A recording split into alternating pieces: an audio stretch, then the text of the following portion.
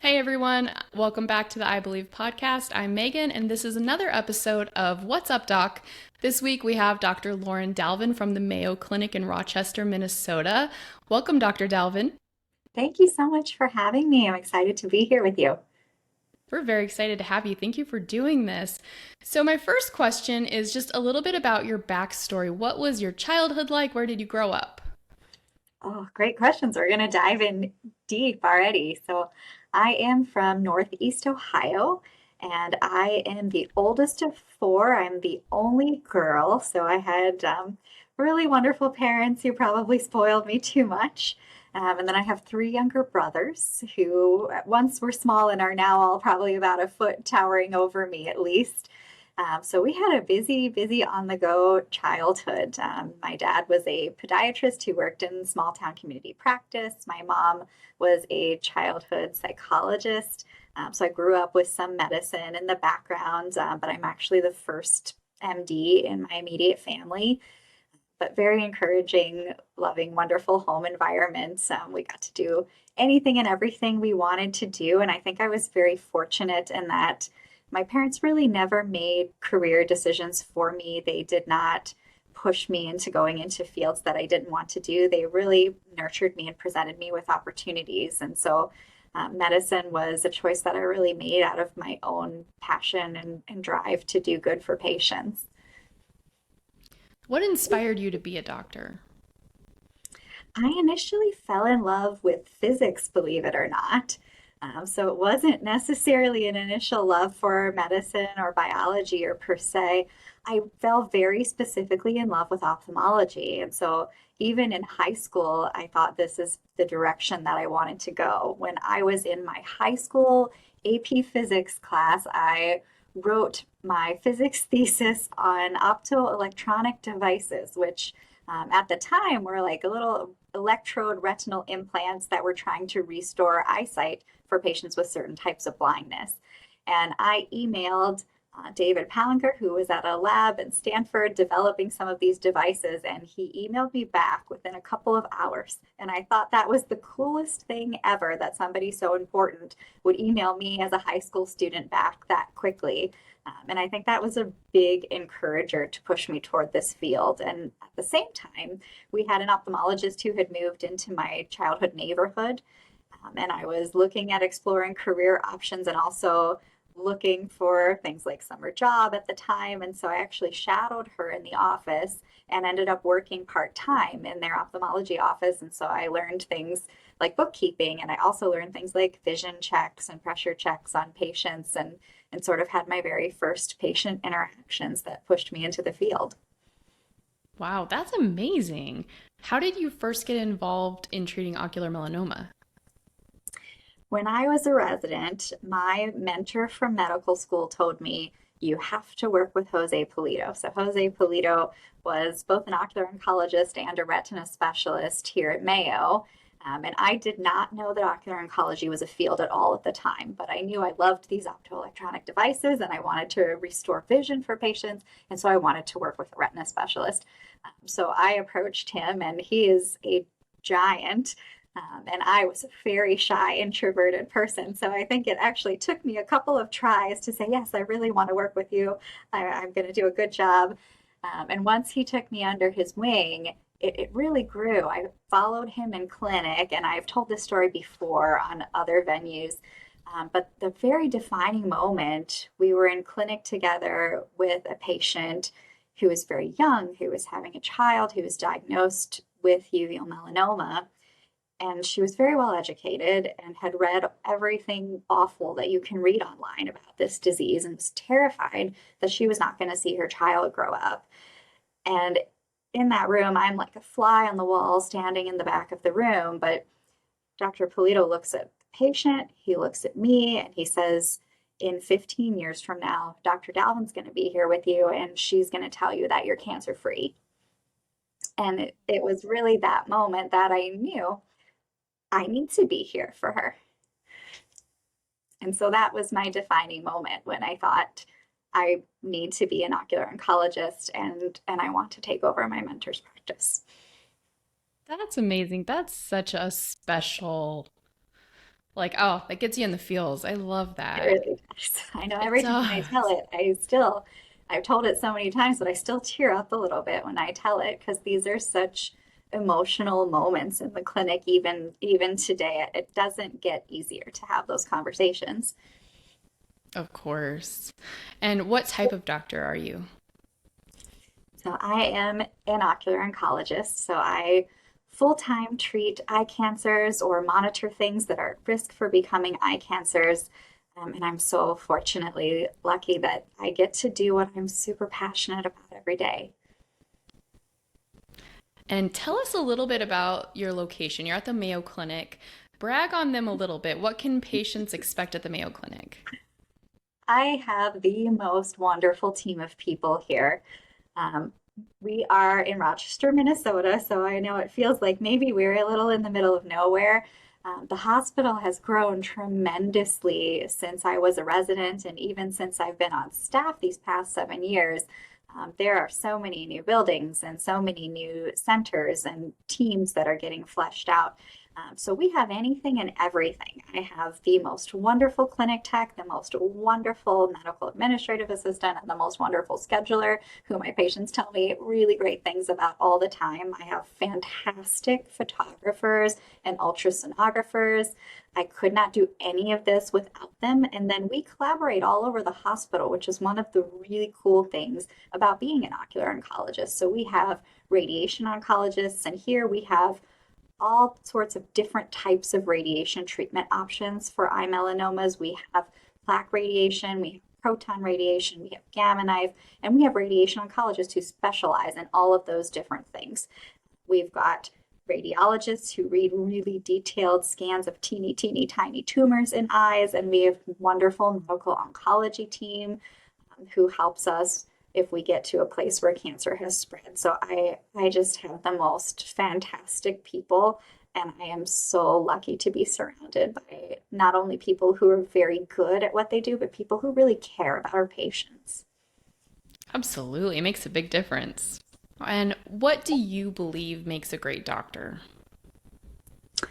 Oh, that's a fantastic question. It's really hard to define what a great doctor is. You know, we're all different people with different backgrounds and different experience that we bring into our field.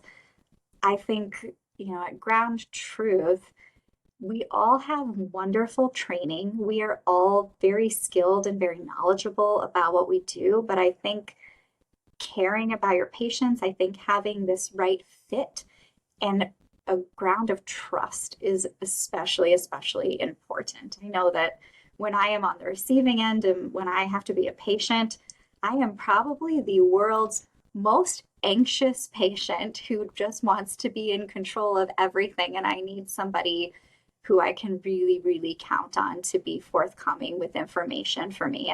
And everybody maybe wants a different style or wants a little bit of a different type of connection with their doctor. And I think somebody who's willing to go through the journey with you a little bit on your terms and not necessarily making you come to their terms is really important, especially when you're dealing with issues that are so highly stressful and emotional. Yeah, absolutely. And if someone becomes your patient, what can they expect from you? So you are going to get my time and my attention. I have told people, as my predecessor, Jose Polito, used to tell people, I am not a fast doctor, so I am not always on time, but when I am with you, that is your time. And so I give everyone the time that they need in their appointment. And if that takes 15 minutes, that's fine. If that takes an hour and a half, that's fine. But you are going to get me for whatever time you need to make sure that you feel comfortable, to make sure that you've had your questions answered. To me, I don't want to send you out of my room feeling like you've been blindsided or you don't understand what we're going to do next. And sometimes that takes more than one visit because sometimes the first visit is a shock value of getting news that you didn't want to hear and that I didn't want to give. So sometimes that takes multiple visits, but I really want to make sure that my patients feel that comfort level and feel that care from me and my team. And that means so much to them, just being heard and seen. So I love that you said that. The next question I have, when there are multiple treatment options, how do you guide patients through the decision, and what role do you believe patients should play in the decision making? Another fantastic question. Patients I've noticed sometimes want different things. I've had patients on very wide ends of the spectrum where they want to be the driver and the decision maker, or other patients who really just want me to tell them what the right decision is. And I can do any and all of those things. I really like it when a patient participates in the decision making process. I think nobody knows what is going to be better for your life long term than you. And so, my job, I really see it as being able to give you all of the information and all of the latest and greatest on what I know to be true, and be honest with you about things that we just don't know the answers to. And then we can navigate a decision together. Because I've been doing this for a while, know where I would stand if I were in certain situations. So when patients do ask me, what would you do? I do have very honest answers for what my preferences would be. But what I would do for me isn't always what someone else would do for them. So I never want my personal feelings to overshadow what might be right for someone else. Great point. How do you work with other specialists to provide the best care, and what should patients know about being part of a multidisciplinary team? I think having a team is so important with any cancer care, any complex disease. So we have really regular people that we work with for different things. I know all their names. We have all of each other's contact information. We have fleshed out processes so that we know things aren't going to get missed, and we're going to communicate in a timely fashion. And I think knowing that we are tight knit and we're working together for you is really important, so that you know that you're not just a number being passed through different places, that we're definitely coordinating on your behalf. Here, I really feel that I have taken up the leadership role of the team for most of the ocular oncology patients. So when we're treating something that's localized, that's inside or on the eye, I am making sure all of those puzzle pieces fit together, and I'm making sure that nothing falls off the cart. So you can really count on me to make sure that that happens for you. Amazing. And what advancements are most exciting to you right now? We have a lot of clinical trials in our field, and that is incredibly exciting because if you go back even 5 years ago, we had not really done a trial in ocular oncology since maybe the COMS trial in the 1980s that told us that plaque is a good standard of care. So it's been a long time, and to see this boom in new clinical trials brings such hope for the future. So we're seeing things that treat tumors potentially without radiation, and it's going to be exciting to see those results come through, because we're looking at possibilities of preserving vision in ways that we could not before. We're also looking at medicines that might shrink tumors so we can give less radiation, and potentially even medicines that might change the trajectory to prevent or decrease the risk of metastatic disease. So these things are all incredibly exciting. And I hope someday our lab work also is going to contribute to this. My ultimate life goal is that the conversation that I'm having now in my career with patients is going to be light years away from the conversation I'll be having toward the end of my career. Yes, let's all hope for that. That is a lot of exciting advancements. There's so much coming out that it feels like every month we've got some other breaking news piece that we're like, "Oh my gosh." It's just so cool, right? So, Yeah, we're going to save vision, we're going to save lives, and it is changing the world for patients affected by uveal melanoma. absolutely. Castle Biosciences is a proud sponsor of this I Believe podcast. Castle's innovative uveal melanoma tests provide valuable information about the risk of your eye cancer spreading to help you and your healthcare team individualize the management of your disease. To learn more, visit castlebiosciences.com. All right, we're going to switch to a little bit more personal questions. So my first one for you is, what keeps you going on the hard days? My research is a huge thing that keeps me going. I hate giving bad news. I do all of the metastatic screening in my practice, which is not the case, I think, for a lot of ocular oncologists. A lot of ocular oncologists relegate the screening to the medical oncology team, but in my practice, I am the one who initially detects when cancer has spread. I am the one who gives that news, and that is absolutely one of the hardest things that I do. Being able to learn from my clinical practice and learn from my very generous patients and take that back into the laboratory and look at treatments that potentially might better target this disease is really something that gives me hope. And just this morning, I got some data of something that looked really excitingly effective for uveal melanoma in a dish. And in a dish, we know is a far way away from in a patient yet. But these things are the things that really keep me going, that make me honestly believe that someday I'm going to tell a patient that they have metastasis, but we have effective treatments and it's not doom and gloom and this may be curable. And that's really what keeps me going when things get hard. How has this work changed you as a person?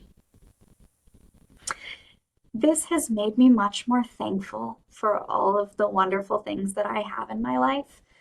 When I think that something in my life is hard, and then I come to the clinic and I have some of these conversations with patients, it really puts things into perspective. I think knowing what people are going through, you look at your own situation and you just feel gratitude to be where you are. There's an incredible sense of gratitude just to be healthy and what a gift that is. And to be able to be here every day and to lead people through this journey. I think that's one of the biggest things this has done for me is it's really changed my perspective and it grounds me.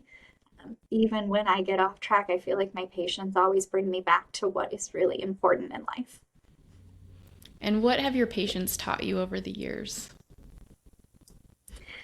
My patients have really taught me that you can still be incredibly kind and helpful and giving to others, even when you are going through immense struggles yourself. It amazes me how much people have to give. And I have said so many times, people who have really devastating disease are some of the nicest and kindest people in the whole world. And I don't know if it's that gives them perspective about what's important in life, but I will have people come in whom I wish I could give better news to, and they are still thanking me for my time. They are telling me what good work that I'm doing and how meaningful I've been in their patient journey. And that just amazes me. And it really reminds me that I have a lot to give. And even when things are hard for me, I need to remain in that giving mindset. And I'm just so thankful and appreciative of everything they've taught me. And I've been frustrated about things and I've come into clinic thinking, oh my gosh, I can't do anymore. I don't have anything left in the tank because this can be emotionally draining. And the universe at that moment will send me a patient who tells me how much what I do matters to them. And it's amazing just having one person express their gratitude for you completely reset you. And then all of a sudden, you can keep going and you have more and you know that you matter. So I'm so thankful. I really do get so much from my patients. And I really hope that I'm able to give that back to them in return. What does hope mean to you in your work? Hope is such a powerful word. Of course, when I think of hope, my biggest hope is for cures for this disease. My biggest hope is that we can help people survive longer. We can help people live a quality of life that is better in the time that they have. But hope is more than just scientific progress or more than just new medical treatments. I think there's a lot of hope in human connection. And one of the things I think A Cure in Sight does really well is it connects these people and it really forms a sense of community. So I think even in the face of something that is devastating, and even in a setting where we don't have control and we can't do what we wish we could, I think having that human connection still breeds hope. Absolutely. What do you love to do outside of work? Yes, now we'll stop tearing up.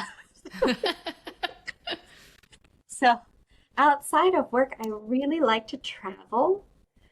So, I work really, really hard when I'm here, and then to decompress, we have a fantastic airport in Minneapolis, and you can get almost anywhere in the world in a direct flight, which is amazing. So lately, I've really enjoyed traveling through Asia. I really like different languages. So I really love Japan. That's my current favorite country, and I've been learning at least a little bit of Japanese. There's not a whole ton of English throughout Japan, so it's nice to know a little bit when you go. But I've always been a fan of languages and fascinated by them, so I try to learn a very little bit of different languages when I go to different countries. And I'm really lucky that our field fosters a lot of travel because we are a relatively small field. I know the ocular oncologist in most countries as close friends from all of the conferences that we've been to together. So it's really fun when you go somewhere, you get to have a personal friend or someone to make personal recommendations. And when we have our conferences, we have our conferences in all different parts of the world, and people are just fabulous hosts and they get to show you their home country. And so my career has really fueled my travel passion as well. That would be a lot of fun to travel and find somebody that not only do you know, but they're an expert on their country and they can show you around. I mean, I think that would be so amazing. How do you unwind after a long day? I walk every day, perhaps compulsively so, but I always get my 4 miles and 10,000 steps in, and that's very important to me. I think it's been the sustainable form of exercise for me, for better or worse. I am very short, and so I do not have the legs of a runner, but but walking I can do, and I found that that's the thing I can do very consistently.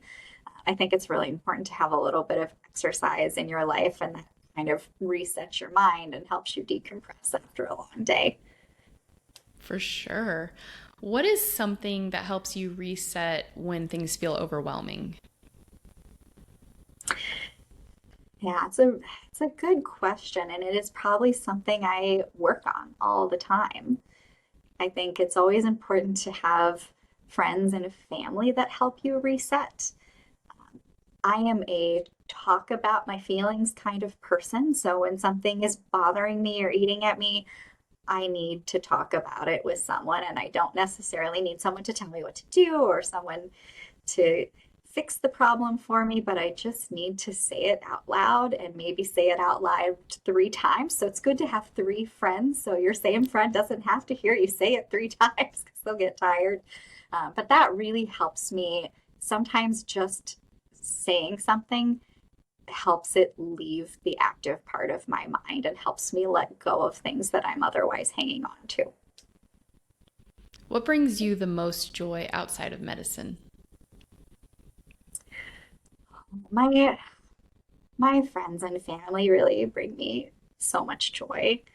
And I have a really wonderful significant other who grounds me, and he keeps me honest. He is a much more calm person than I am. I am type A. I am absolutely married to my job, and I am so blessed that I've found somebody who understands that and tolerates that and does not make me feel guilty when I'm working late nights or when I'm interrupting the middle of our day to make sure that I'm taking care of something for a patient. I'm really fortunate, but also somebody who reminds me that work is not everything and that I do need to take care of myself. It is important to me to have somebody that reminds me of that because I don't always do the best job of that. And so I have that built in, and I'm really lucky for that. That's fantastic. Who has had the biggest impact on your life? It's hard to pick just one person. My goodness, it's really a struggle. I mean, in the end, honestly, I think your parents are so critical in who you become and who you grow up to be. I've had so many wonderful career mentors, but I think I would not be where I am today without my wonderful parents. My dad is a really great listener and will be someone who always takes my side. So if I ever needed to come home and complain about something, my dad's the first person to say, "Oh, you want me to come there? I'll take care of this for you." And then my mom balances it because my mom says, "Well, let's think about what the other person was feeling. Let's make sure we know what they were going through and make sure that you're not overreacting to the situation." And so I had that really nice balance. And I think from a very early age, I sort of got reinforced that I need to be very cognizant of how other people are feeling, how other people are handling situations, and making sure that I'm considering the big picture when I approach life in general. So I think it's been very, very fortunate that I grew up with people who were so wise and who grounded me and who let me have the freedom to explore and become who I am, but while also helping me be a well-rounded and reasonable person. But I've had so many wonderful career mentors. I mean, I wouldn't have gone into this field at all if not for Jose Polito. So I owe him so very much. And of course, he tapped me to take up his job here, which has been incredibly meaningful. And Carol Shields was a fantastic mentor to me in fellowship. I became a better scientific writer because of her. I learned about everything that I treat today because of her. And I think the 2 years that I spent with her, I am so thankful for because I came out very, very comfortable with anything that I am going to encounter, and also importantly, comfortable with the things that we don't know the answers to and how to approach those. Aura Biosciences is a clinical stage biotechnology company focused on developing precision therapies for solid tumors that aim to preserve organ function. Our lead candidate, Belsar, is currently in late-stage development for primary choroidal melanoma and in early-stage development in other ocular oncology indications and bladder cancer. Our mission is to grow as an innovative global oncology company that positively transforms the lives of patients. For more information, please visit us at aurabiosciences.com. What does a perfect day look like for you? Perfect day. If I could just have fun and we're not going to work for the day, if I could go, I would probably at this point pick to be in Japan on like a warm fall day. And I usually wake up early from the jet lag, so you get to see the sunrise. You go for a nice walk.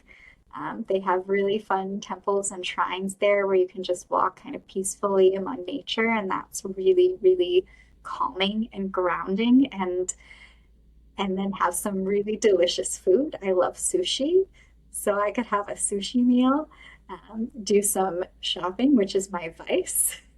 I perhaps have many more pairs of shoes than any reasonable human being should have. So we'll do a little shopping, and then I could have some gyuketsu, a little like breaded hot stone grilled steak, which is another one of my favorite meals. And then end with a stroll with all the twinkling lights in another shrine or temple and just end the day on a peaceful note. I think that would be a really, really perfect day for me. That does sound like a perfect day. So now we're going to shift into our lightning round. This is where I'm just going to ask you some questions and you can just throw out some quick answers. First question is, what is your go-to coffee order? Oh, I don't drink coffee. I wonder if I'm the only person who says this, but No. yeah, no, okay, good. I'm among good company then. I really like oolong tea though. Okay. That's a great answer. Are you a morning person or night owl? Night owl. And what is your favorite way to spend a day off? If I've been working a lot, My number one answer is sleep. I could sleep and then watch some Netflix and I would be very happy. Love that. What is your favorite vacation spot? I think Japan is my favorite. Do you have a specific spot in Japan that you like best? I don't know if I've picked a favorite. I've done Tokyo, Fukuoka, and Kyoto, so I think we'll do Osaka next. Osaka is supposed to be the kitchen of Japan, so I'm looking forward to it because I love food. Awesome. What is currently on your playlist? Ooh, I love like late 90s. So all of these songs that were like the three chord songs, Third Eye Blind, Three Doors Down. I never thought about it like that. That's funny. What is your favorite movie or TV show? I love the Harry Potter movies. I've watched them I don't even know how many times. It's a nice escape into fantasy. Are you more of a planner or go with the flow? I am a planner to a fault. What's a small thing that makes your day better? Chocolate. Always chocolate is a good idea. Great answer. Do you have a favorite quote or mantra that you live by? Hmm. Yeah, I don't know if I have I don't know if I have a favorite quote. I do strongly believe that everything in life happens for a reason. And even if you don't know what that reason is now, you just have to stick it through and it's going to become clear later. What is the best advice you've ever received or given? I am still constantly learning to take the advice to let things go. It is very important and it is a learning process. This is true. It's harder than it sounds, but yes, you're right. Very important. What advice would you give your younger self? I would tell my younger self, I would probably tell my younger self to let things go and have a little more fun. I am a very delayed gratification person, and it's taken me a long time to learn that you can't delay everything forever or you will miss out on life. Wise words. Do you have a hidden talent? I play the piano and I used to be able to sing very well. It's very possible medical school beat these out of me a little bit, but I really enjoy music. What is something that people would be surprised to learn about you? Hmm. Yeah, what is surprising about me? I think probably all of the different little bits of languages I know is probably surprising. I know I've surprised a few of my colleagues at conferences by greeting them in their own language, and that's always fun. That is very cool. If you could instantly master a new skill, what would it be? Oh, It if could I be could be, languages. yeah, I love it. If I could be instantaneously fluent in a bunch of different languages, it would be very cool. Or if I could fly, flying is cool. Both great choices. What's a fun or quirky habit that you have? Hmm, fun or quirky habit? Yeah, I have a lot of quirks. My quirks are less fun. I have an office full of candy. So if you could see where I'm sitting right now, you would see my collection of sweets that I must be surrounded by at all times. And in my clinic, there is an emergency chocolate drawer. I love that. Okay, beach or mountains? Beach, Early mornings or late nights? late nights, Sweet or salty? sweet. And favorite treat? Mm, chocolate, probably. Chocolate. Awesome. Well, that is all of my questions. Is there anything else that you want to add before we wrap up? Oh, I've had so much fun. I'm so glad that you're doing this. I hope this is really helpful to patients. And I'm so thankful for everything that you guys do. I think it really means a lot to the community. Thank you. And thank you so much for being here. We appreciate your time. We know you're busy saving the world, and we're so grateful that you're choosing to spend some time with us. And to all of our viewers, thank you for watching. You guys tuning in is what makes all of this possible. And the next thank you is a giant thank you to our sponsors. We couldn't do any of this without our sponsors, and the viewers bring the sponsors. So everybody has a part in making this possible, and we appreciate all of you. Please go to our website, acurinsight.org. There's a button at the top to subscribe to our newsletter. We send it out once a month. It has great information to stay up to date on all things that are happening. Please like and leave us a comment. Let us know what you thought about this episode. If you have any questions for Dr. Dalvin, we can pass them on, drop them in the comments. And please subscribe if you want to see more episodes in What's Up Doc, as well as all of our other episodes. Please subscribe and let us know what else you want to see. We're always looking for new ideas to bring you. We want to bring the community what the community is wanting and needing. So let us know what that is. And we hope you guys have a wonderful week. We will see you next week.